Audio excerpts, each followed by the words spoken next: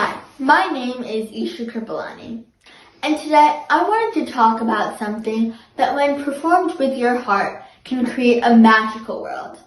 Maybe you guessed it. I was talking about performing arts, mainly theater. I was introduced to theater by my dad, who started theater with ICS and has been involved with many productions. He always comes back from rehearsals showing us some cool and fun things. So back in elementary school, when we had theater week, I joined, and in 5th grade, when we did The Rotten Princess, I got selected to play the Rotten Princess. I loved being on stage and being part of this production. So in the summer, I did theater week, where we did a melody of different Broadway songs. All of them got stuck in my head, and I was constantly singing them. In the summer, I did a workshop with ICS Theatre that focused on voice modulation, and I really enjoyed that too.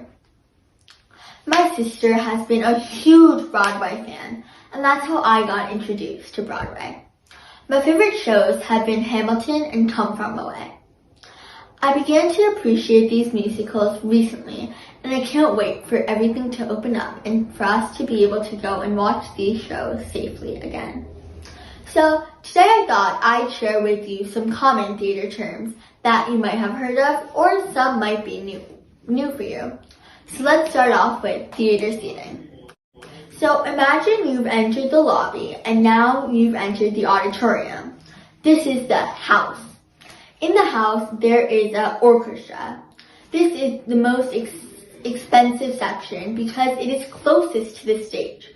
In the orchestra, there is also a spit zone, and you can probably guess why it's called that.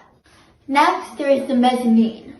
This is the second seating tier, usually hanging above the orchestra at its center point. There is also the balcony, which is usually called the cheap seats because they're located farthest from the stage. In addition, there is the orchestra pit. This is a lowered area in between the stage and the orchestra. This is where the musicians perform during the show. In addition, there are boxes. These are two seating tiers located on both sides of the stage. One more thing, there are directions. So when you enter the auditorium and you're facing the stage, on your left is house left, and on your right is house right. I will refer to this again. Now, let's get on to the stage. Directions are not only used for seating, but actors use it on stage to help them know which way they are facing.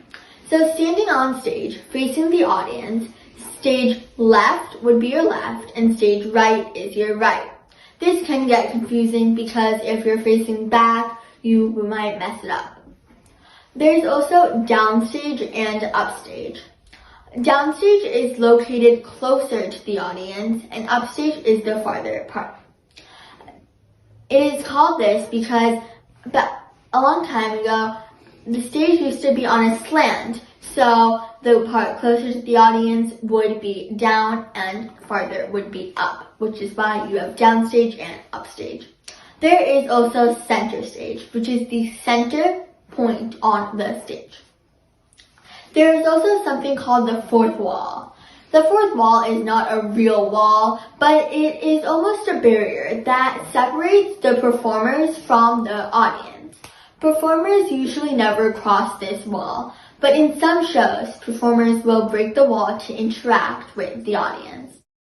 A lot of times, some people get confused with stage right and left, so I hope this helps a bit. Please comment below, subscribe, and like the video. Bye for now!